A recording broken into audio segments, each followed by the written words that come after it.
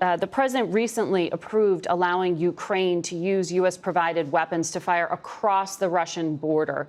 A restricted area, but still a new policy choice here. Has that made a difference on the battlefield? From the president's perspective, this was common sense. What was happening up around Kharkiv, which was new just in the last couple of months, was a Russian offensive where they were moving from one side of the border directly to the other side of the border. And it simply didn't make sense not to allow the Ukrainians to fire across that border to hit Russian guns and emplacements that were firing at the Ukrainians. So the president authorized that. The Ukrainians have carried out that authorization on the battlefield. And one thing I will point out is that the momentum of that operation in Kharkiv has stalled out. Now, Kharkiv is still under threat, but the Russians have not been able to make material progress on the ground in recent days in that area. And the United States will continue to support Ukraine in holding the line and pushing back against the aggressing Russian forces. Well, as you know, Vladimir Putin said in response to that that Russia has the option to arm Western adversaries in response.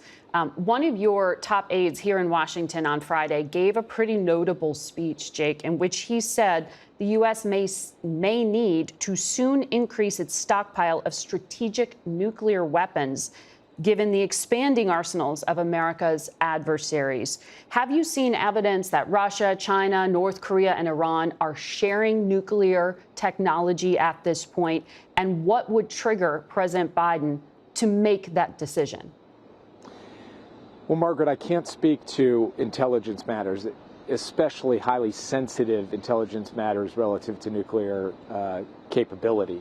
But what I can say is that we are concerned. We are concerned about cooperation among the countries you just mentioned, and we're concerned about the advancing nuclear arsenals of countries like China and Russia, as well as North Korea. This is something that we are focused on, we are looking hard at, and we will consult with our allies and partners on the best way forward to ensure a safe, reliable, and credible nuclear deterrent by the United States.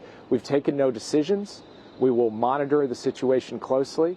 Is this because China has brushed off your attempts at arms control?